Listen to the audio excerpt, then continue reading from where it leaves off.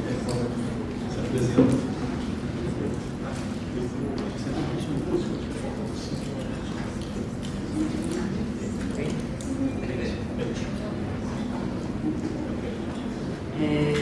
dia a todas as pessoas aqui presentes. Eu me chamo Emanuele Góes, sou doutora em saúde pública, uma ativista na agenda da...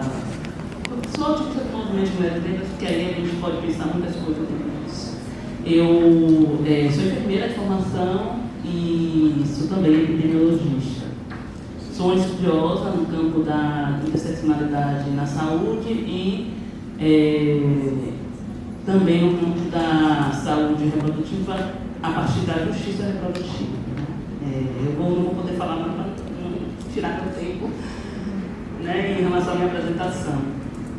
Primeiro, agradecer o convite de estar aqui, né, e poder dialogar com todos vocês e todos, e falar um pouco dessa construção, dessa pauta, dessa agenda, dessa estratégia que se torna conceito, que se torna teoria. Né? Eu queria já começar falando para a Mônica, desculpa. É porque como você é isso, né? A gente se conheceu agora. Eu acho que interseccionalidade é sobre todos os grupos de pessoas, de mulheres, que estão em contextos de opressão, sendo derivado da raça, da origem étnica. Às vezes a gente pensa um pouco da interseccionalidade, claro que foi forjado pelo movimento de mulheres negras, movimento feminista negro, mas é sobre raça. Né? Então a gente tem que pensar como as raças, ao se organizar hierarquicamente, os grupos que estão oprimidos nisso, dentro disso as mulheres. Né? Então, a gente pensar um pouco mais como isso a gente consegue refletir e pensar que não é forçação, não é realmente pensando a partir do sistema colonial como organiza as pessoas no mundo. A gente tem muitas semelhanças, porque as estratégias elas partem do mesmo ponto. Então não é forçação, mas é ponto de conexão daquilo que vivemos em termos de opressão, mas também daquilo que vivemos em termos de resistência.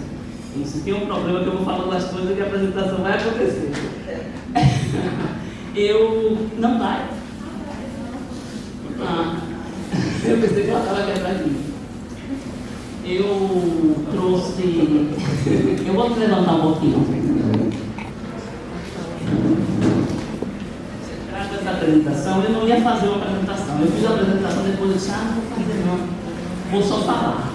Mas eu sempre penso que os espaços como esse têm um processo de formação. E a apresentação, ela também traz informações para além daquilo que eu vou falar.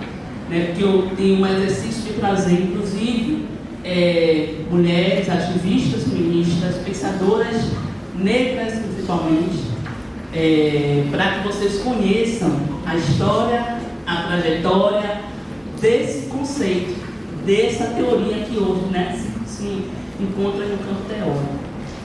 E aí a minha chamada para a minha fala de hoje, pensando na saúde coletiva e nessa discussão que está aqui, desse encontro, teoria interseccional de saúde coletiva. E a pergunta é, se perdeu na tradução? Essa pergunta não é uma pergunta criada por mim. No final da minha apresentação, vocês vão ver que é uma pergunta feita por Patrícia Hill Collins, que ela escreve um artigo sobre isso, ao refletir como a discussão interseccional, a interseccionalidade, ao estar no espaço acadêmico e ser utilizada, né, importante, mas também ser consumido pelo espaço acadêmico, a pergunta que fica é: se perdeu na tradução do ponto de vista do seu objetivo enquanto criação? E aqui é pensando do seu lugar de origem, né? É um conceito que surge no movimento de mulheres negras, conceituado por Kimberly por Kimberly Crenshaw, mas ela conceitua, só dando um nome, mas a gente sabe, né, quem acompanha aqui sabe que, do ponto de vista da história de vida, das experiências vividas, as mulheres negras de movimento. A Lélia Gonzalez, que também falando disso, né, no seu texto Racismo e Sexismo na Cultura Brasileira. Eu vou tirando fotinho porque eu não vou poder ler os textos e Luísa também, Luísa Barros, vai falar disso, né, sobre o mosaico que é essa experiência de não ser uma mulher branca, de não ser um homem branco e não ser um homem negro. Né, ela vai também explicar isso no seu artigo Nossos Feminismos Revisitados. Ela vai falar um pouco a partir do feminismo situado, né? Termina depois dialogando com a interseccionalidade. Pode passar. E aqui é um pouco para dizer sobre essa discussão da interseccionalidade também, né? Da discussão do que é da geometria, da leitura metodológica, quando você pensa em interseccionalidade, mas eu estou aqui para dizer que não, né? Que não é. Inclusive, a palavra usada, interseccionalidade, mas quando se explica a Kimberly, né? A Kimberly vai explicar como avenidas, então, né? A metáfora das avenidas, né? A Carla Coutinho vai usar muito encruzilhada. Então, intersecção só é mais uma palavra. Ela não situa para dizer, por ser uma questão interseccional, a metodologia ela salta, e aí estou falando da epidemiologia mesmo, né, que termina achando que, por ter mecanismos que olham, metodológicos que olham isso, a interseccionalidade logo tem mais a ver com essa área do que qualquer outra área. Não pertence a nenhuma área, pertence a todas as áreas, né? E se a gente for pensar, o ponto de partida foi do jurídico, porque quem realizou isso numa ação jurídica diante das mulheres negras que foram demitidas da General Motors nos Estados Unidos. Então, não tem, todo mundo deve usar, porque se é sobre pessoa, é preciso discutir interseccionalidade, e todas nós somos atravessadas por marcadores sociais. E aí, trago alguns exemplos mais atuais para dizer que eu fico só com esse nome. É ótimo, mas dizer que nós continuamos com elas. A Uni Boeiro vai trazer para a gente a discussão da encruzilhada interseccional, que ela vai explicar um pouco isso, desses atravessamentos. A Uni ela é uma estudiosa de Patrícia Hill Collins, então ela estuda imagem de controle, maravilhosa, do direito. Então ela vai falar um pouco sobre isso, aí ela cria essa subcategoria de encruzilhada interseccional. Pode passar. A Carla Coutinho, minha conterrânea, da minha geração também. Carla, ela também vai, né, trazer elementos que nos fazem entender melhor o que é interseccionalidade. E a gente nunca pode perder de vista que a interseccionalidade é sobre história de vida, né, sobre experiências singulares e coletivas. E a Carla vai nos mostrando como o sistema colonial vai organizando de forma interseccional a vida das pessoas. E ela afirma desse lugar, que é uma ferramenta, que a gente também é outra palavrinha que eu lembro da palavra ferramenta, a metodologia quer capturar. É uma ferramenta teórica, política, metodológica, né? Mas é isso, para poder a gente conseguir observar e olhar as desigualdades, não a diferença, porque nós somos diferentes, isso é muito bom, mas as desigualdades que o sistema colonial criou diante das diferenças. Pode passar, por favor. Aqui é a Ângela Figueiredo, a Patrícia Gomes, que é de Guiné-Bissau. Ângela Figueiredo também conterrânea, daqui do Brasil, da Bahia, e que elas também apontam a outra face, né, da resistência, que é esse campo de resistência à opressão. E ela vai mostrar essa outra face da resistência, que esse lugar da encruzilhada também é um lugar de saídas alternativas e possibilidades. A gente se encontra nas opressões para criar estratégias e alternativas de saídas coletivas. Né? Pode voltar rapidinho, porque eu não botei minha foto, que sou eu aqui, então eu estou aqui, né? Desculpa a minha foto, porque aí eu botei uma foto de uma periculosidade e eu estou aqui. E aí eu volto daquilo que, um artigo recente que eu escrevi sobre o sistema moderno colonial de gênero, pensando justiça reprodutiva que é minha agenda, o locus fraturado, que é a criação da justiça reprodutiva pelo locus fraturado do sistema colonial. E é a partir dessa leitura delas duas em que eu penso como as saídas, né, desse lugar interseccional. Pode passar. Só para E aqui o artigo se perdeu na tradução de Patrícia Ricosta, em que ela valoriza, né, obviamente, o uso da teoria interseccional pelas diversas frentes, né, da vida, veio do movimento de mulheres negras, feminismo negro, né, organiza isso conceitualmente e começa a aparecer nas políticas públicas, pelo menos naquilo que a gente solicita que as políticas públicas respondam, e que também começa a aparecer nas pesquisas, e ela chama a atenção da saúde coletiva, da saúde pública, como um lugar que tem produzido muito a partir de uma perspectiva interseccional. Mas essa é a grande preocupação, que a gente, bom, mas que não se perca na tradução, porque o que não é interseccional, né? Não é interseccionalidade somente a escolha de variáveis. Interseccionalidade é aquilo que a gente escolhe teoricamente, os marcadores sociais, considerando que isso define a vida das pessoas. Os marcadores de gênero, raça e outros marcadores correlatos.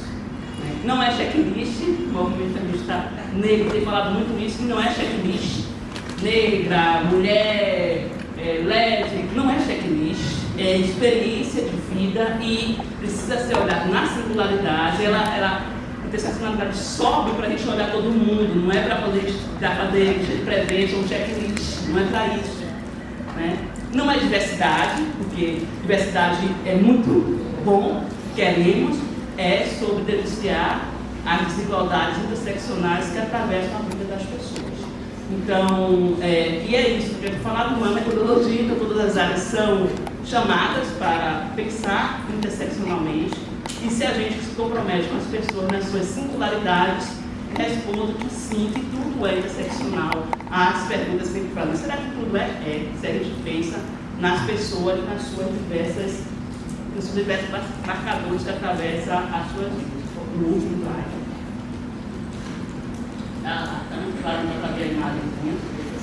De que la Corte en Chile está multando incluso a poblaciones originarias que, producto de este colonialismo neoliberal, han empezado también a talar los bosques, porque ellos dicen, bueno, tenemos que tener dinero para mandar a nuestros hijos a la universidad, para tener la pantalla plana, para tener Netflix, para tener etc. ¿Ya? Entonces hay un gran conflicto en ese sentido, con tasas de pobreza multidimensional ya importantes en las comunas, que ahí ustedes ven, donde se juntan 4 indicadores que son salud, educación, trabajo y redes de cohesión social. Ustedes ven que todas las comunas de Chiloé están sobre el promedio de Chile, que está en rojo. Y con una población originaria que también se enferma, y se enferma de las patologías, ya de esas enfermedades, tanto del sistema médico occidental, como por ejemplo, la principal causa de tratamiento son la hipertensión y la diabetes de la población originaria, el asma bronquial, la depresión. ¿Ya? Esas situaciones son complejas hoy día, sobre todo en las islas menores, para tenerlo presente. ¿De qué nos estamos muriendo en Chiloé? Nos estamos muriendo de problemas de tumores malignos, de cánceres, y que ahí empiezan ya a diferenciar ya por la accesibilidad. La principal causa de muerte es el cáncer gástrico, ¿ya? Y también el cáncer de vesícula biliar, sobre todo en mujeres indígenas. mujeres indígenas que tienen poco acceso a la medicina occidental para la operación. Entonces ya empezamos a ver ahí cómo un sistema de salud impuesto empieza ya a generar cierto tipo de opresiones e injusticias. En este dato, los pueblos originarios en Chiloé tienen un porcentaje de 250% más posibilidad de poder morirse de alguna enfermedad cerebrovascular. Y sobre todo, vuelvo a repetir, en mujeres y rurales insulares. Suicidios. En la década del 80 llegan las salmoneras, llegan a Chiloé y comienza una serie de situaciones que tienen que ver con suicidios. ¿Y quiénes son los que se suicidan? Son hombres en edad productiva, ¿ya? Jóvenes que abandonan el campo empujados a trabajar en las salmoneras, ¿ya? Ahí está su instrucción, nivel medio y básico desde el punto de vista de la educación formal occidental y también por edad. Y un dato muy dramático es que, producto de todo este modelo de desarrollo y de opresión, empiezan a aparecer consumo de alcohol en jóvenes, pero también aquí muestro el de mujeres. ¿Ya? El de mujeres, sobre todo en zonas rurales, ¿ya?, del Chiloé, empieza a aparecer defunciones por enfermedad alcohólica de tipo. Por otro lado, hemos desarrollado experiencia y trabajo con los llamados síndromes culturales, síndromes que son propios de la propia cultura, que también han ido en aumento, ¿ya? Y ahí coloqué algunos que son, por ejemplo, el mal por envidia, el susto, la transgresión al bien, espíritus cuidadores de los espacios. Después podemos conversar de qué se trata todas esas cosas. Acá un pequeño tabla de nuestra investigación, donde en una pequeña isla, ya en Lemuy, en la zona de Biocura, las muertes por cáncer, desde el punto de vista de la comunidad, son atribuidos básicamente a males o brujerías, lo cual ha hecho de que el modelo de salud nunca pueda comprender de que esto, ya, de poder entender esto, podría ser una posibilidad de avanzar, ya, y llegar mucho más temprano a prevenir. El sistema de salud Chiloé es un sistema muy amplio. Ustedes ven ahí, esto es Chiloé, todo el archipiélago, todos los puntos rojos son dispositivos de salud, ya sea postas de salud, CESFAM, hospitales. Pero un sistema de salud, obviamente, que forma parte de este modelo neoliberal, sin tener ninguna pertinencia con la realidad sociocultural del manicomio. Con un programa de salud a nivel nacional, ya programa de salud intercultural, que a nuestro juicio forma parte del modelo neocolonial actual, ¿ya? Es más bien mercantilización de las relaciones sociales y despojo de todo el material y todos los conocimientos que tienen los pueblos originarios, con graves consecuencias para la autonomía mapuche. Ya el movimiento mapuche, el movimiento originario, por ejemplo, en Chile está en un proceso de autonomía, y este programa de salud ha venido un poco a frenar eso a través de una serie de dineros que se les dan a las organizaciones para que terminen haciendo algún tipo de acción que en el fondo no transforma ningún modelo. Hay etnofagia, simetría de poder, paternalismo y dependencia de las propias comunidades incluso. Junto con eso, existe, obviamente que existe un modelo de salud tradicional. Ya existe un modelo de salud tradicional en las islas mayores, menores, compuesto por ya muchas personas, ya, y que en los hogares además existe mucho conocimiento respecto de la salud, la enfermedad y los modelos de atención que pudieran realizar. Se estima que hay como 200 ya sanadores en ese lugar. Y acá me parece que frente a esto que el Estado plantea como pobreza multidimensional, en el trabajo con la gente, ya comenzamos a descubrir la riqueza multidimensional, ¿ya? Como una forma de lucha contra la opresión, ¿ya? La investigación nos ha llevado a formular estos indicadores que son de riqueza, como por ejemplo, ¿se me perdió?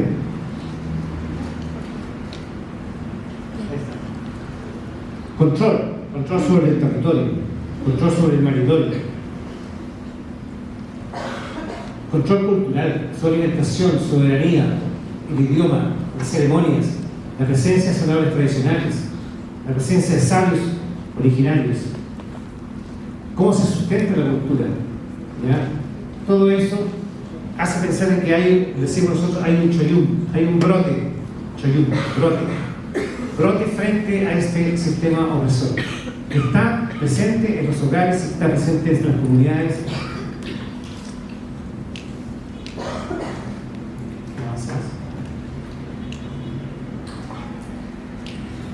Esta es una tabla quizás antigua, del 2006.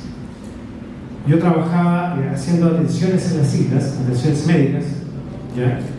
Y nos dimos cuenta que en esas islas había diferencia en la prevalencia de diabetes, hipertensión y enfermedades reproductivas, siendo islas que están muy vecinas, ya unas de otras. Entonces la pregunta, siempre hay una pregunta: ¿cuáles son las determinaciones de cada isla que hacen que en una enfermedad en otro lugar no exista? Y esa es una pregunta que nos parece que hoy en día es muy válida de hacer en los niveles locales. No esta cosa así como pensar de que todo, ya una cifra envuelve todo, pero sin embargo las particularidades. Por eso, interseccionalidad y interculturalidad situada. Como dijo ayer el compañero de gobierno, el problema son los 5 minutos. Bueno, voy a ir avanzando un poco rápido. Acá hay una que no quiero dejar de mencionar, es que en el trabajo con los sabios y con la gente de las comunidades hemos ido aprendiendo que el desequilibrio comienza con lo relacional. Cuando uno se relaciona mal con la naturaleza, con la familia, con las personas, ya comienza ya el desequilibrio, que nos lleva a un trastorno también a nivel psíquico emocional.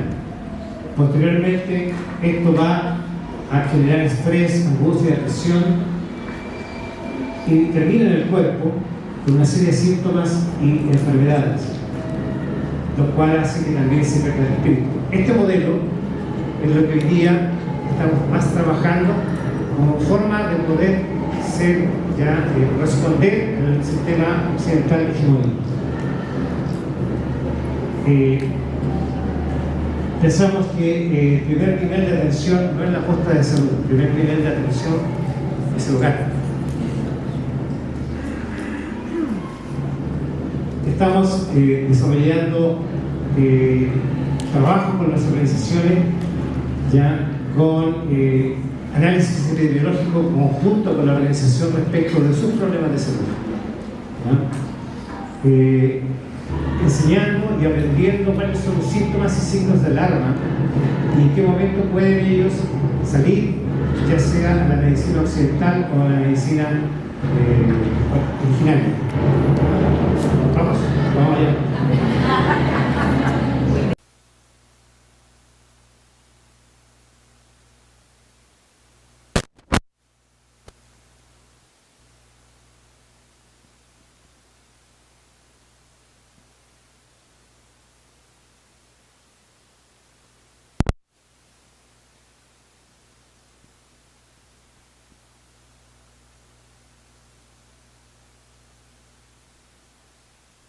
Tenemos un canal de YouTube si alguien quisiera tener acceso a los documentales. O sea, finalmente, pensamos que el fortalecimiento de la cultura, ¿ya?, para prevenir los desequilibrios, la reciprocidad. Concepto importante es la reciprocidad dentro de la interculturalidad. Reciprocidad, ¿ya? Fortalecer la red de sanadores locales. hoy día el sistema de salud occidental ha ido destruyendo las redes sanadoras locales, pero sin embargo, con esta metodología hemos logrado irlas fortaleciendo. Tenemos acá una sanadora tradicional con nosotros, ya a Flor Chunquirino. Sanar en los hogares, evitar las complicaciones, ya cortar la dependencia con los fármacos, ya con la medicalización de la salud. Ya es la única forma de poder ya avanzar en eso. Y finalmente, organización para el derecho de acceder a una buena salud que sea pertinente por parte de los pueblos originarios que hoy día se están muriendo y se están enfermando de las cosas que yo ahí en el análisis epidemiológico demostré. O sea, hoy día es urgente articular justicia social, justicia sanitaria, justicia ambiental y justicia de conocimientos. Ahí, nos vamos, chulo.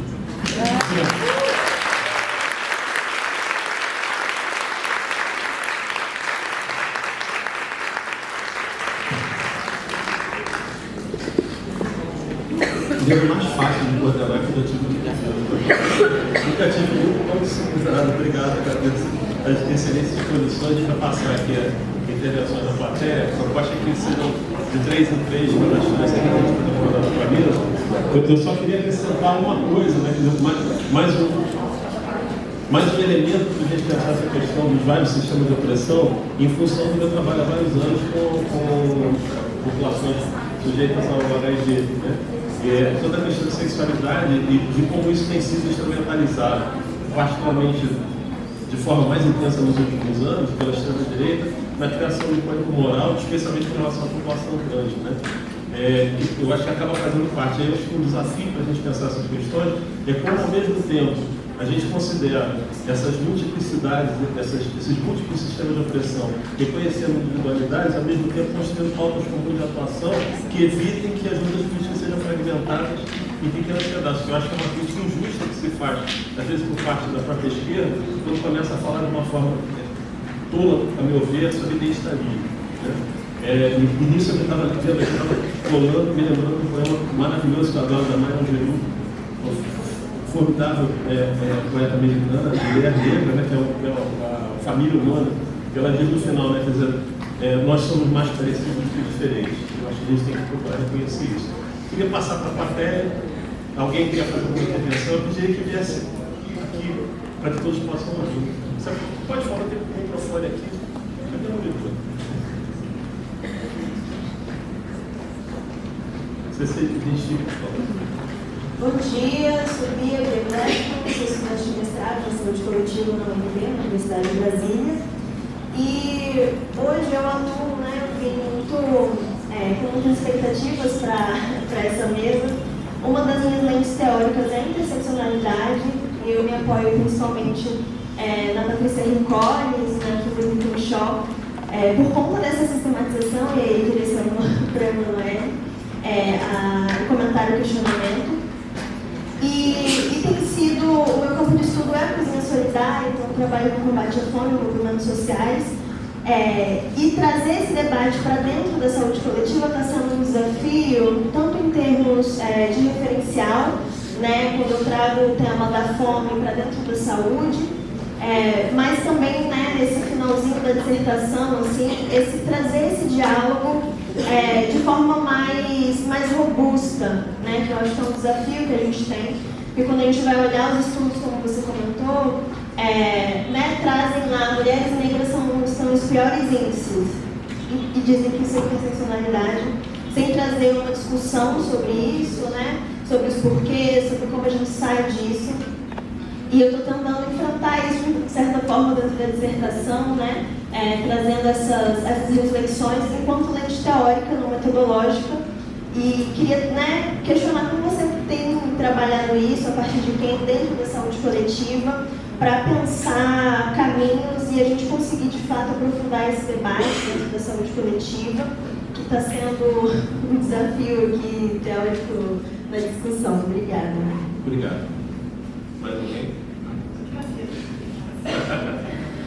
Quem quiser perguntar, se puder descer dentro da baixa ajuda. Boa tarde a todos e todas. Primeiro, parabenizar a mesa, foi ótimo ver vocês. Eu acho que a minha colocação vai um pouco no sentido que a colega acabou de colocar, que quando a gente olha para a interseccionalidade, como essa possibilidade de olhar para o todo de novo, né? Entender a totalidade social e não só uma partezinha dela, mas como isso está conectado em um sistema que, ao mesmo tempo que produz a riqueza, também produz pobreza, exclusão, adoecimentos desnecessários e mortes, né? Injustas. E aí eu queria ouvir um pouco de vocês, né? Como que a gente consegue, porque a mesa tem esse mote, né? O fortalecimento da interseccionalidade, da interculturalidade na saúde coletiva. Como que a gente consegue caminhar nesse fortalecimento na medida em que dentro do próprio campo, né, saúde coletiva e medicina social, a gente tem essas contradições e esses processos de opressão. E aí também, só para ilustrar, nesse sentido de entender as experiências vividas também, semana passada a gente lançou um material, né, sobre a mortalidade e agente comunitário de saúde aqui na cidade do Rio de Janeiro. E, para nossa surpresa, assim, que morrem mais mulheres negras eram esperados por ser uma categoria majoritariamente de mulher negra. Mas que 50% das mortes acontecessem antes da pessoa ter 60 anos, até 59 anos, foi algo extremamente assustador. De uma categoria que dentro da saúde coletiva a gente defende, né, como essencial para a gente construir um modelo de saúde, principalmente na atenção primária, mais justa. E ao mesmo tempo é a categoria que está adoecendo e morrendo injustamente. E a gente não problematiza isso dentro do campo, por exemplo. Não é só para ilustrar essa coisa. Mais alguém? Aqui, por favor.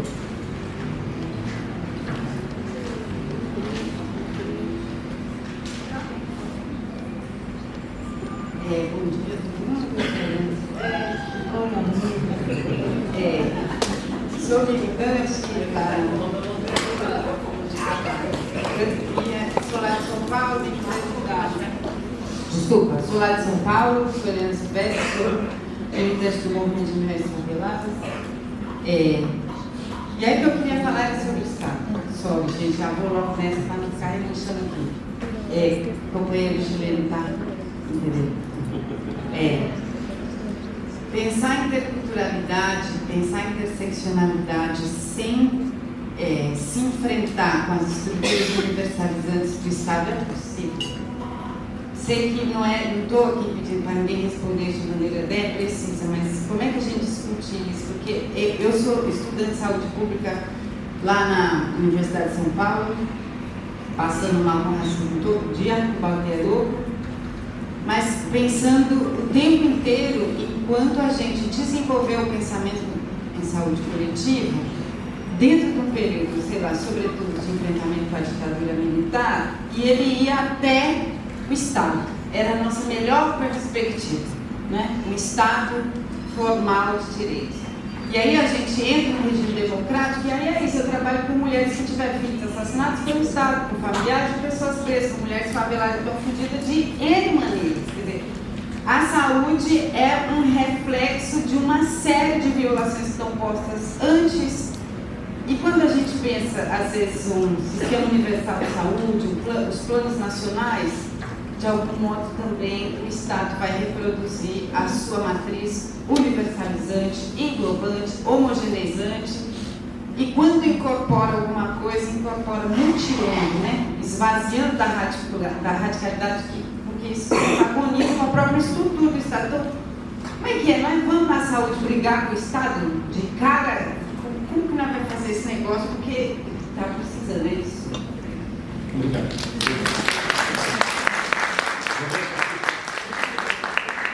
Vou voltar para a mesa, fazer uma rodada da mesa e a gente depois pega uma pergunta. Rapidamente, eu gostaria de responder, trazendo à tona aquilo que a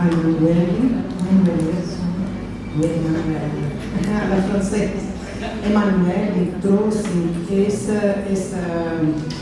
essa dupla essa visão das formas de opressão e luta, ou seja, um olhar que engloba as duas partes, tanto a opressão e as formas de resistência. Na maioria das vezes a gente não olha a resistência. Há, me parece, um desejo de suspender o objeto de estudo, desculpa a expressão, mas o fenômeno que estamos estudando, uma parte desejante da nossa salvação. Eu estou falando do Emanuele mais ou menos assim, no sentido de incidir a nossa profissionalidade. Então, se a pessoa é capaz de resistir, o que eu vou fazer? Qual é o meu papel? Onde que eu vou intervir? Onde que eu posso fazer? Então, essas formas de resistência, e só para fechar, elas são totalmente diferentes da tabela, totalmente diferentes daquilo. Elas não são um checklist, com certeza, elas vão em volta. A questão da violência contra a mulher nos traz um prato cheio para compreender por que por 20 anos a mulher permanece numa relação abusiva.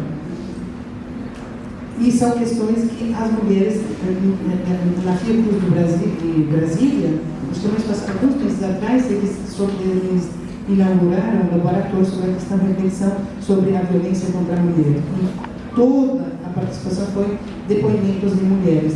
E elas têm respostas, porque que fica durante 20 anos sujeita a isso, na pobreza, na insegurança, na descrença no Estado total, porque sabe que o Estado não é a resposta. Então eu acho que isso que a Manuela trouxe para a gente é preciosíssimo, vermos isso como processo, uma coisa mais dialética, né? E é complicada para nós, nós vamos ter que aprender com os erros. Então, eu não peguei os nomes. Bia. Bia, a discussão interseccional dentro da saúde coletiva é o que a gente traz, porque os feministas negras escrevem, né, e produzem. A gente pega lá e coloca, né, nesse espaço. É assim que eu fiz no meu doutorado, é assim que eu faço até hoje. Assim, eu não acho que é uma pretensa da saúde coletiva produzir a própria narrativa sobre interseccionalidade, não.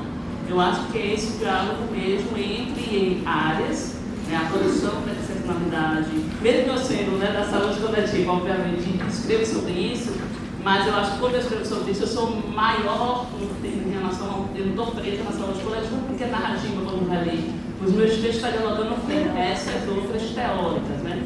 A minha assinatura é da saúde coletiva, isso pode ajudar, mas eu acho também que a gente não pode necessitar de uma produção da própria área, porque também a gente fica achando que a área tem que produzir para poder a gente achar que tá, agora sim eu estou tranquila em falar sobre isso, tranquila em pensar sobre isso, sobre... Não, é com outras áreas mesmo que a gente até porque a saúde coletiva é assim, né? Para outras pessoas, para os homens brancos, não precisou fazer uma produção na saúde coletiva, usa, né, o pensamento de Bourdieu, Foucault está lá, e as pessoas usam isso para aportar a sua produção, o seu pensamento também na saúde coletiva, então está tudo ok.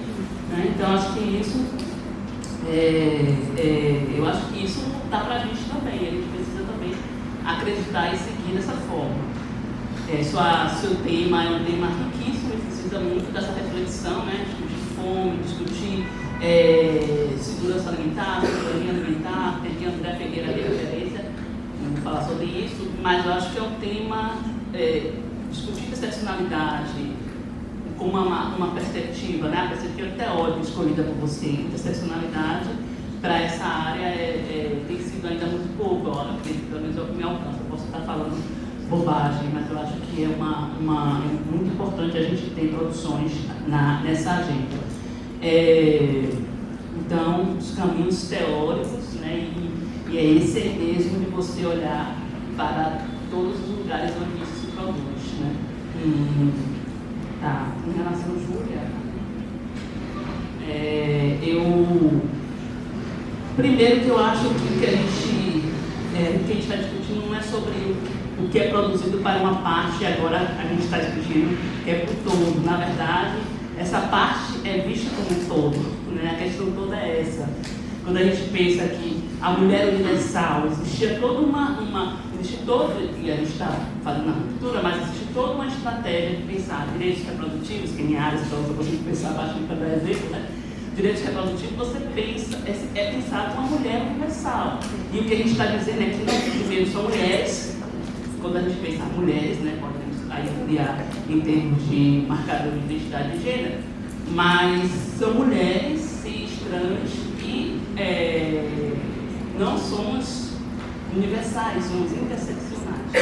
Então, é muito mais de reconfigurar, porque olhar o todo precisa olhar as partes, né? Mas olhar todas as partes e tirar da onde aquela parte era considerada ao todo, né? Um negócio complexo, porque, na verdade, a gente tinha toda uma recomendação para todo mundo, como se todo mundo fosse desse perfil, dessa categoria humana que tem um perfil.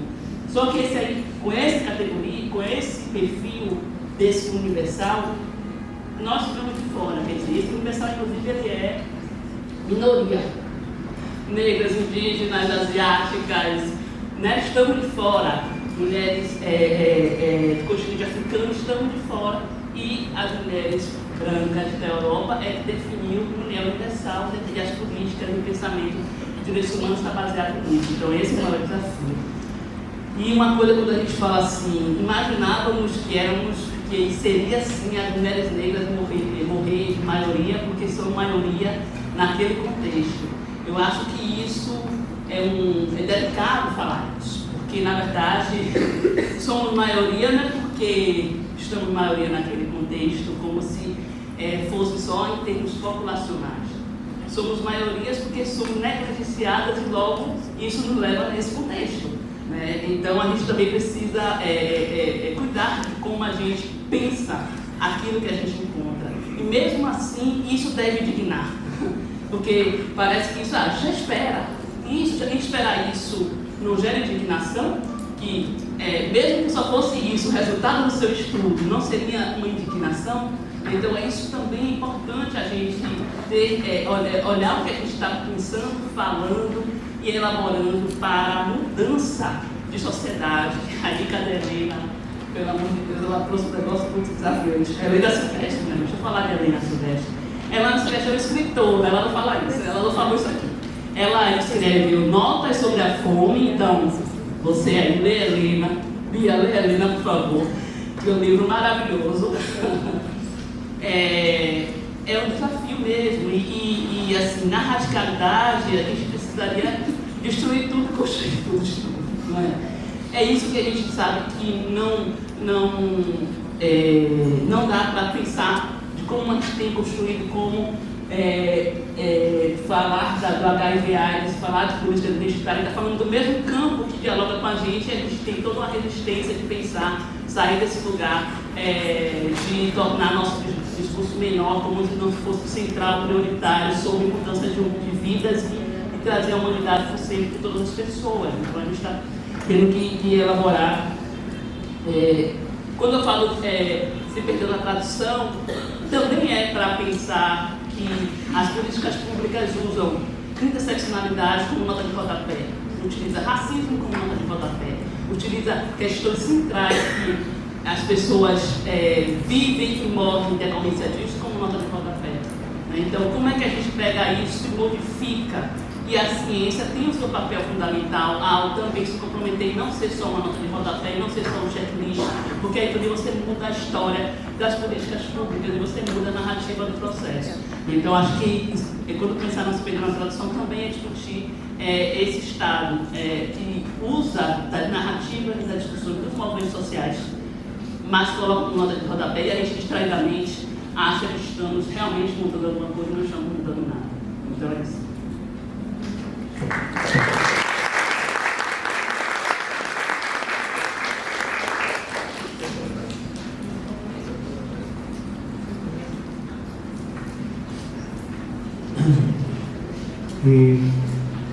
Yo pienso que, sin duda alguna, que lo que se ha presentado acá en la mesa me parece muy interesante, sobre todo en el tema del origen, de la interseccionalidad, cómo surge, cuáles son los peligros también que hoy día la interseccionalidad como concepto tiene frente a los estados etnofágicos, a los estados más dominantes. Y por eso vuelvo a decirle que me parece que hay que hacer una interseccionalidad que esté situada en ciertos territorios o territorios, porque en el caso nuestro, por ejemplo, allá se pone este concepto de Hitophil Munien, en Trofim Mañén, donde están todos los seres que habitan el espacio, incluso los seres espirituales, forman parte también de la cultura local. Y cómo los modelos hegemónicos y de desarrollo neoliberal han destruido esa cultura local, incluyendo ya mujeres, hombres, niños, espíritus, ya que también están cuidando los espacios y que no podemos ya dejar de también promover el cuidado de todos ellos. Y creo que la ideología crítica local, en diálogo de saberes con las comunidades, en diálogo de saberes con las personas, puede dar luces ya por donde también avanzar hacia una propuesta que obviamente no sea neoliberal ni tampoco sea hegemónica y que haga valer obviamente los procesos y los conocimientos locales. Eso.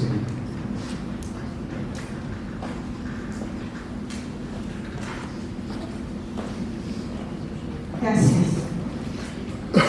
Bom dia, Maribari también. Buenos días a todos, yo soy chilena, aunque no lo crean. Ahora que dije buen día, lo único que quiero decir. Bueno, yo creo que la interseccionalidad podríamos empezar a introducirla como un índice aditivo.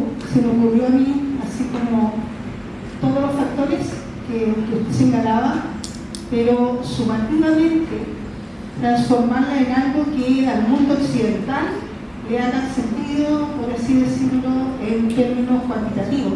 Por ejemplo, se me ocurre, yo por lo menos en mi investigación podría empezar a introducirlo de esa manera, no como factores separados, sino involucrados. Y le damos la fuerza que eso puede ir tomando en este mundo de las relaciones de factores de riesgo, por ejemplo. Quizás es una mirada muy desde lo occidental, pero yo hace 30 años atrás hice una tesis en mi país para mi pueblo mapuche, en niños mapuches, y propuse hace 30 años atrás que teníamos que cambiar el sistema chileno hacia un sistema en el cual se generara un sistema de salud para el pueblo mapuche de manera diferente. Después, 10 años después, hice mi tesis de doctorado, también en pueblo mapuche, con mujeres, donde comprobé que las mujeres tienen más cáncer cervicuterino porque tienen menos acceso a la atención de salud occidental. O sea, estamos hablando de 30 años de historia que ya llevamos documentando que los sistemas de salud occidentales no incluyen las culturas o no incluyen los pueblos originarios, y que aquí no hay que hacerlo al revés, sino que hay que hacer un programa de salud del pueblo originario o donde sea, en todos nuestros territorios, y allí se incorpore la medicina occidental, si es que tiene cabida. Pero esto, ¿por qué no se hace? Esa es la pregunta que yo le traigo a la mesa. Porque en Chile está el programa intercultural en el Ministerio de Salud, pero no llega a las bases. O sea, el que va a atender en Chiloé a la población mapuche ni siquiera sabe mapudungún o algo de la cosmovisión del pueblo mapuche, ¿cierto? De esto que hablaba Jaime, de el equilibrio entre el bien y el mal, por ejemplo, una cosa menor. Entonces, ¿por qué no llegamos a eso? Esa es la pregunta al mundo que tiene que hacer el cambio, que es el que formula los programas de salud en Chile. ¿Por qué no se ha cambiado el programa de salud en Chile? Esa es mi pregunta.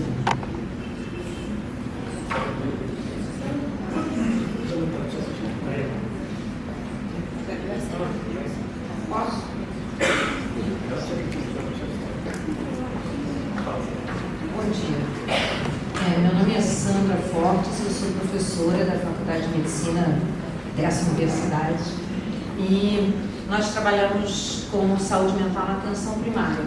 E eu me animei a falar em cima de uma pergunta que a senhora fez, que foi como empoderar essas mulheres que estão na comunidade, que são negras, que são pobres e que ficam em situações de violência.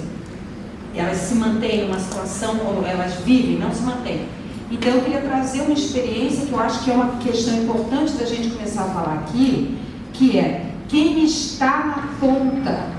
Eu não sei quantas pessoas aqui estão na ponta, estão na assistência, estão dentro das comunidades, nas escolas, nos postos de saúde. O que a gente pode fazer? Então a gente fez aqui na região da UERJ, que é a área programática 22, nas unidades de saúde da família das comunidades, grupos semanais com as mulheres poliqueixosas, com problemas de saúde mental, que no Brasil não chama susto, mas chama nervos, as mulheres nervosas, trabalhando com artesanato e geração de renda.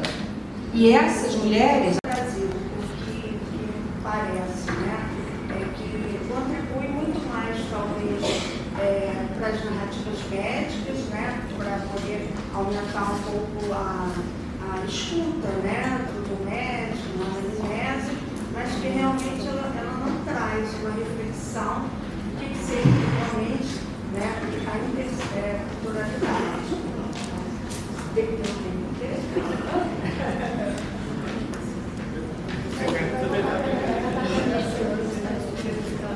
Já estou em pé, deixa eu já fazer, que já estou aqui, já tinha falado anteriormente também. Eu me chamo Edna, sou professora da Faculdade de Medicina lá de Alagoas e vim aqui motivada quando eu vi o nome da Emanuele, porque eu sou fã dela. E eu gosto muito de referendar as mulheres pretas intelectuais nesse país racista estruturalmente e que o tempo todo nos tolhe esse lugar de não pertencer ao espaço da academia. E eu, além de ser uma mulher negra, ainda sou uma mulher PCD. Então, é mais um atravessamento que me constrói enquanto sujeito coletivo, social na sociedade. E aí, como a Manuele e o professor chileno trouxe essa discussão da interseccionalidade, como que a gente discute enquanto elemento teórico e metodológico para começar a nossa produção científica, eu mais uma vez estou aqui no espaço para reiterar que a gente produz uma episteme que o tempo todo é contra-hegemônica. O Estado, na sua mão armada de várias formas, produz letalidade que é direcionada a grupos específicos racializados, povos originários, mulheres negras, periféricas, juventude negra.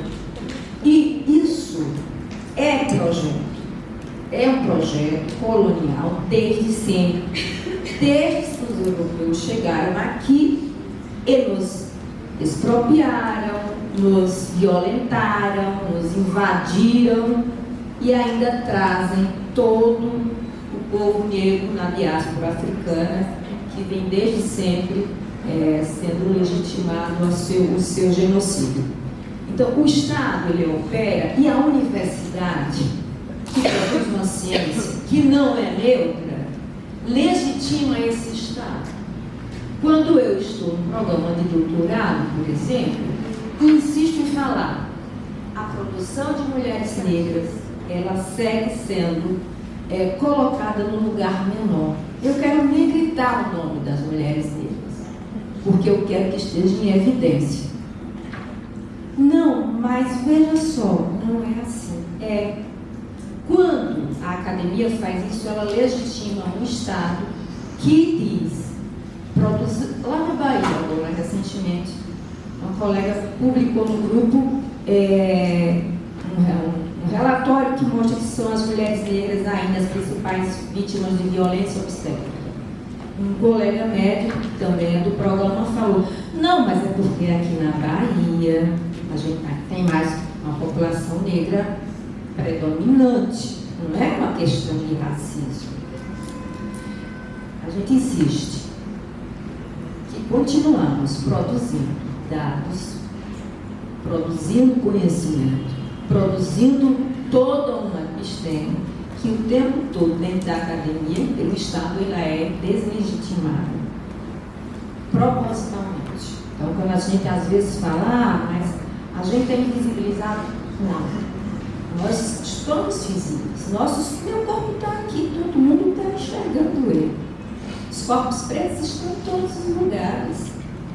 O Estado e a própria academia, que legitima uma prática de um Estado genocida, segue tentando o tempo todo influenciar.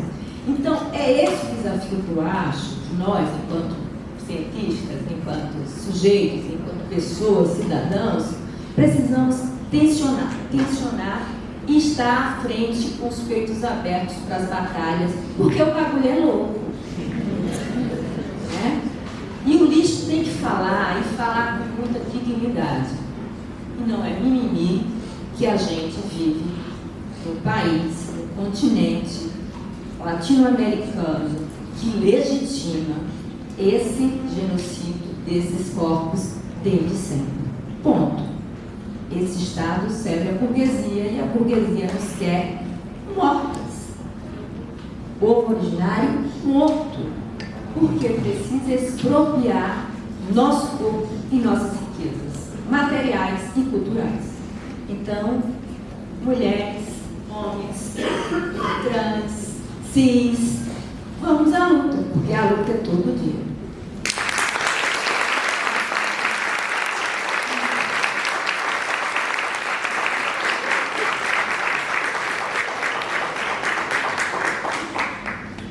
Voltar a cabeça depois a gente faz uma rodada de perguntas.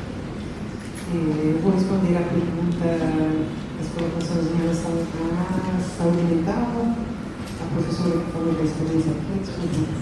Isso, muito obrigada. Eu acho que a saúde mental é um campo altamente necessário e ele é reflexo das questões que a gente está discutindo aqui.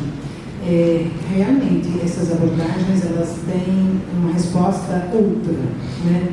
No coletivo, no trabalho, na geração de renda, mas com algumas ressalvas. A geração de renda, eu gosto muito do trabalho do pessoal da Traços, que trabalha com a população em situação de rua, que obrigatoriamente associaram a geração de renda à autonomia. Por quê?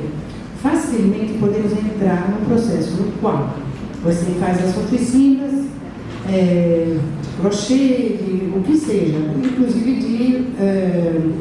em Brasília a gente teve experiência de produzir refeições, de vender as refeições, para depois comprar mais material para fazer mais refeições, e mais refeições. E a gente chama isso a cronificação do processo de dependência. Precisamos tomar muito cuidado, porque de repente, se algum integrante desse grupo, ou alguma integrante, diz que eu quero comprar o dinheiro, pegar esse meu lucro do meu trabalho, eu quero comprar um vestido, eu vou numa festa. Como é que eu vou falar não? Isso é autonomia. Isso que é a importância da gente incorporar. E a saúde coletiva é um espaço propicíssimo, né? Porque é recente, pelo menos na área de graduação, né, que é o curso que eu faço, que pode introduzir esses conceitos e fazer com que seja parte do trabalho que fazemos. Então, a autonomia é imprescindível. Se não entramos na cronificação, como eu estava dizendo. E certamente, eu também, assim, o termo poliqueixosa, ele é, por definição, já não integra por que isso acontece, por que isso ocorre. E aí corre o risco de colocar uma característica, um nome, um adjetivo a esse grupo de mulheres que não é justo, e, a meu ver, na minha interpretação, e não toma em consideração, ele é biomédico, na verdade, porque ele traduz o que eu faço, estou fazendo com essa poliqueixosa, ela entrou, já chegou, não sei o quê.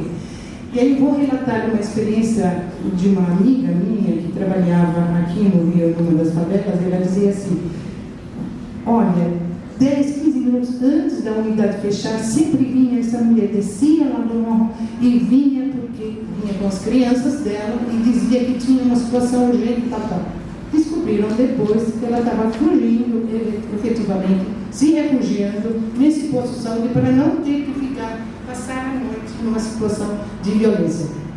Esse ato dela é resistência, a gente não pode considerá-lo de outra forma, porque ela gerou tanto a energia, a decisão a mobilização, tudo isso. Então, esses olhares, essas posturas, eu acho, são necessárias para termos uma outra saúde coletiva, né? Que entende, por exemplo, no que concerne a questão da nutrição. Você fala, você da UNB, né? Você está na saúde coletiva? Está fazendo no Darcy? Não, aluna brasileira no Darcy?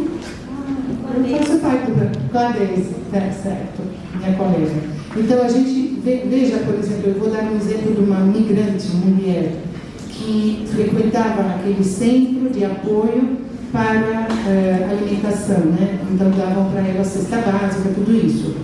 E ela voltou um dia e falou, eu não quero cesta básica, eu quero dinheiro. Eles estranharam, não, eu quero dinheiro, eu preciso comprar tomate para fazer sopa de tomate, porque na minha cultura isso é o que dá leite. Entendeu? Então, assim, são cenários, discursos, construções indígenas, o que seja, que o sistema muitas vezes, na maioria das vezes, não incorpora. Elas não fazem parte dessa construção, porque a gente vai seguir o checklist que a Manuela estava falando. Mas a saúde mental, certamente, eu acho que no Brasil tem uma contribuição fundamental do Ticanori, quando que é um psiquiatra, ele já fez parte da direção no Ministério da Saúde, da área de saúde mental, que fala de contractualidade. E diz o seguinte, eu vou fechar, diz o seguinte, a autonomia se faz no aumento ou no incremento de pontos de dependência. A autonomia, no caso de saúde mental, se faz na construção de um maior número de espaços ou então sociabilidades que permitem a troca. Ou seja, para eu ser autônomo não vai significar que eu vou ser independente de todo mundo, não. Pelo contrário, porque eu tenho muitos pontos onde eu vou poder, com essas pessoas, com essas situações, poder trocar, fazer essa troca, né?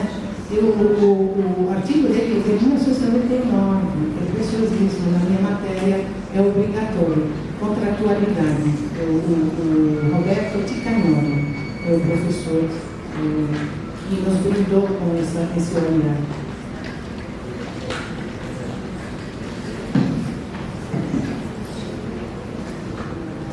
Na verdade, agora só pode falar sobre a professora que falou dos estudos quantitativos, né? Tem uma mesa sobre interseccionalidade e estudos quantitativos. Estela Aquino vai falar sobre isso, e aí eu acho que fica melhor, porque ela vai apresentar de forma mais aprofundada como é que esse início vai pontuar, né? Fazer essa reflexão. Que dia é amanhã? Que hora? 10 horas, esse mesmo F7. Então o debate continua. Cenas dos próximos. Exatamente. O debate continua, mas aí é isso, né? A Estela vai poder falar muito desse campo que a gente tem atuado na epidemiologia, olhando a interseccionalidade como perspectiva, como abordagem, né? Como uma perspectiva de análise dos estudos epidemiológicos. E aí já faço essa deixa para amanhã.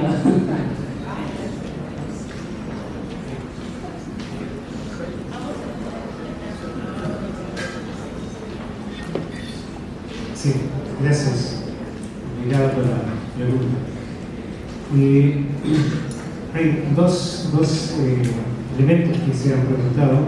La compañera chilena se pregunta, ¿por qué en Chile no hay programas de salud interculturales?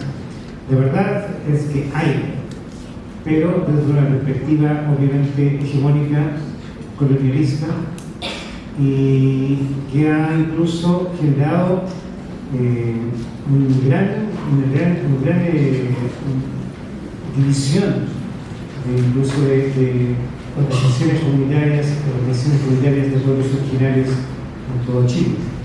Es un programa que tiene dinero, ¿ya? Que tiene mucho dinero, Y ese programa, al tener dinero, ha generado en las comunidades una división profunda, porque obviamente las comunidades originarias en Chile, que en todas partes, han vivido durante un proceso de opresión permanente y de una pobreza que cuando llega ese dinero se generan estas situaciones. ¿Ya? Este neoliberalismo líquido entra por todos los lugares.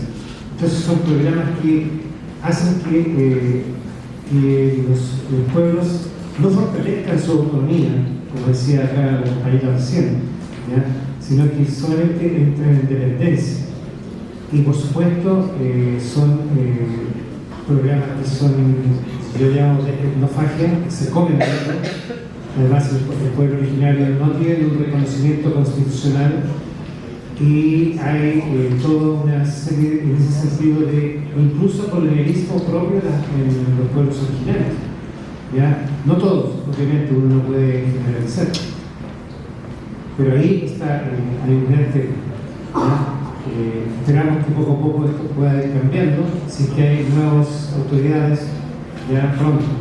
Y respecto a lo que decía acá la compañera de formación, bueno, la formación está también bajo ese paraguas ya más neoliberal, ya, en el cual hay que dar competencias para que los pueblos originarios puedan aceptar y puedan llegar al sistema de salud hegemónico para cumplir metas y propuestas que tiene el sistema de salud hegemónico, ¿ya? Más que cumplir con la real necesidad que tiene la población de autonomía en salud. Entonces hay capacitaciones, siempre hay capacitaciones, ¿ya? Y hay experiencias que quiero resaltar acá, experiencias como las que se desarrollan con algunos compañeros de la Universidad de Chile que están en el programa de salud comunitaria, ¿ya? O que están haciendo ya una capacitación más desde la propia comunidad, en las propias comunidades, y también los compañeros de la Universidad Austral de Chile que están en la formación de becados, de médicos becados de medicina familiar, introduciendo también la docencia de personas de pueblo originario, pero no en la universidad, sino que también en los territorios. Y más la experiencia que tenemos nosotros en Chiloé, con esto que yo mostraba de conversaciones, diálogos, ya de casos, a partir de ideología y casos clínicos entre sabios y senadores tradicionales y los terapeutas occidentales. Mais duas só que a gente estava apresentando a hora, já tinha pessoas inscritas.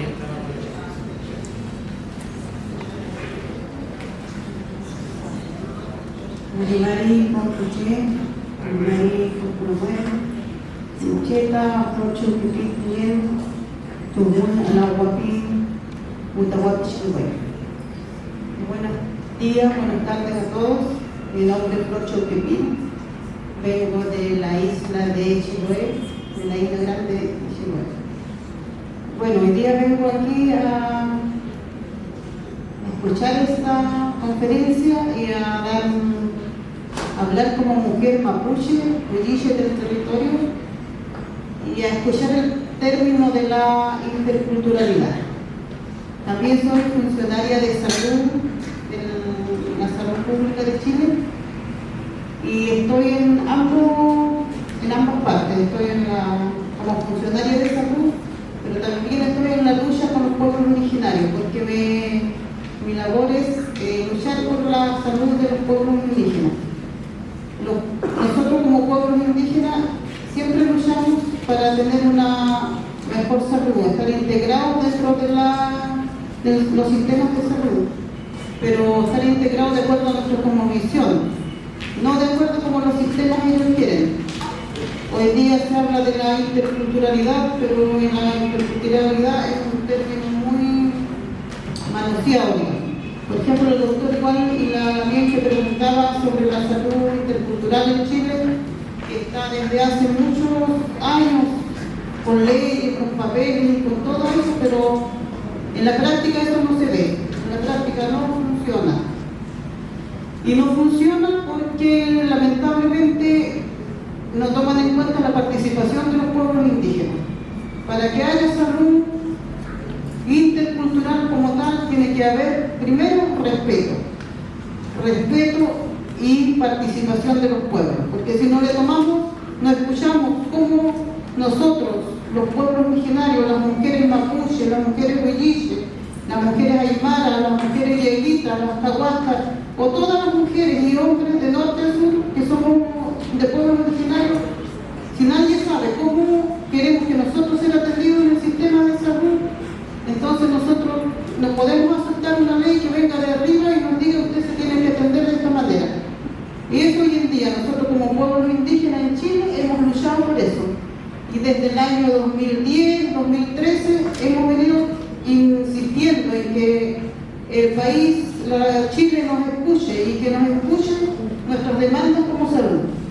Se ha hecho una participación, entre tanto luchar, nos han escuchado también y han hecho que nosotros como pueblo participemos de una consulta indígena a nivel nacional en el año 2000, desde el 2013 al 2015, donde ahí se hizo una participación indígena, donde nosotros como pueblo originario pedimos que el modelo de atención que nosotros queremos que se instaure en los sistemas de salud.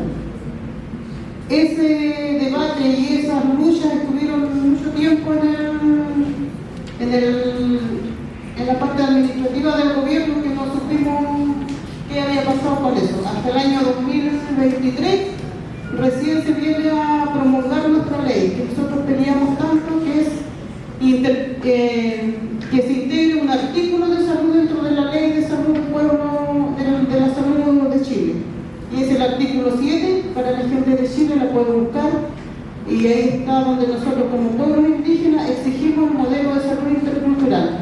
Y lo exigimos con 4 pilares fundamentales, que es la participación indígena, para que un hospital o un consultorio o un servicio de salud quiera instalar un modelo de salud, tiene que tener participación indígena.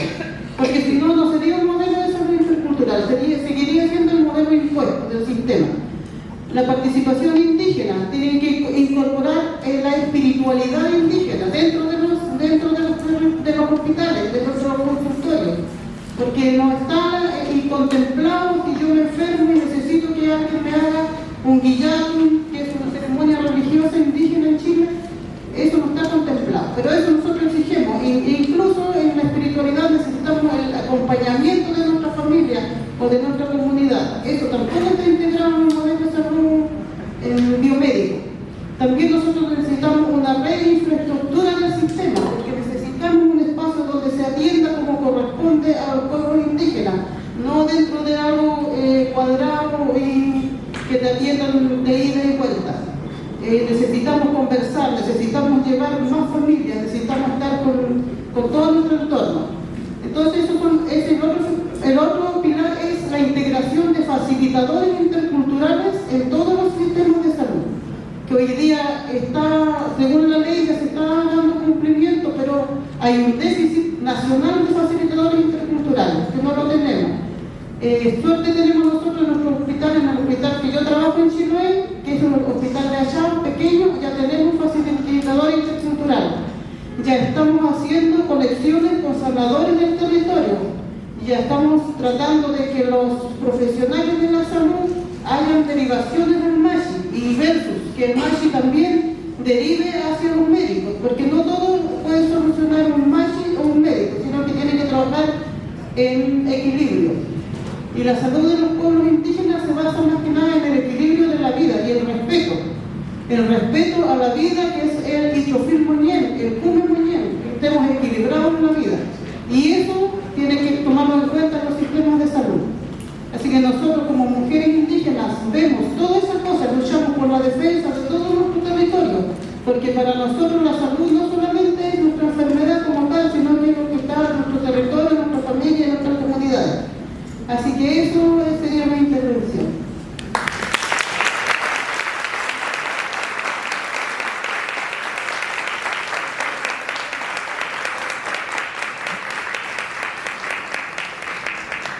Gente, nada, agora eu vou fazer uma última passagem aqui pela mesa e a gente encerra, tá? Rapidamente, eu gostaria de comentar sobre o que você trouxe. Nós temos uma experiência na Universidade de Brasília, um ambulatório indígena, e vai mais ou menos isso que exatamente você estava colocando. Então, a família pode ficar, tem respeito a processos de cura indígena, defumação e várias outras práticas também. O que temos percebido com o passar dos anos, acho que faz mais 5, 6 anos que temos essa dentro do hospital. É um processo que precisa se atentar, o modelo é correto, mas precisa se atentar a uma outra especificação, eu diria.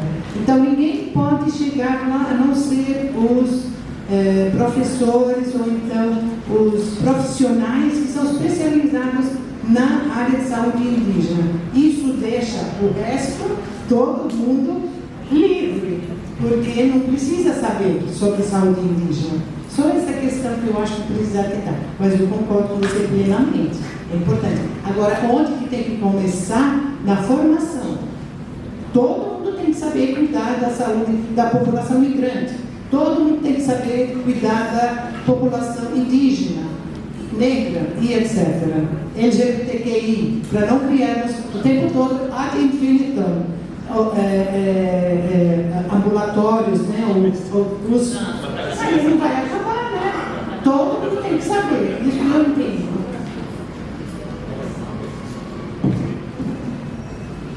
Então, só mesmo agradecer, né, de estar aqui nesse diálogo, nesse debate, nesse espaço de formação.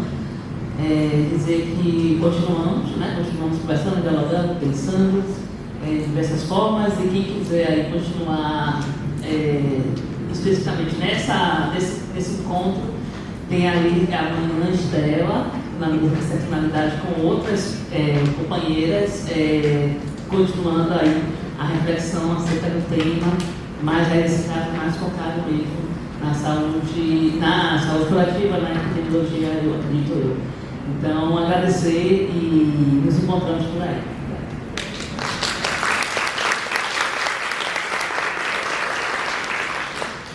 También agradecer y solamente me quedo con el pensamiento que tenemos que avanzar en reconceptualizar, repensar muchos de los conceptos que hoy día estamos hablando. Me parece que volver a pensar en qué es modernidad, qué es desarrollo, ¿cierto? Qué es salud, qué es interculturalidad. Y ahora también este término de qué es interseccionalidad. Creo que hay un gran desafío en poder ir hablando de estos términos respecto de los nuevos tiempos que tenemos. Y agradecer a las compañeras y compañeros acá en la mesa, muy agradecido esta invitación a la mesa de la organización. Y bueno, los esperamos en Chiloé. Vaya.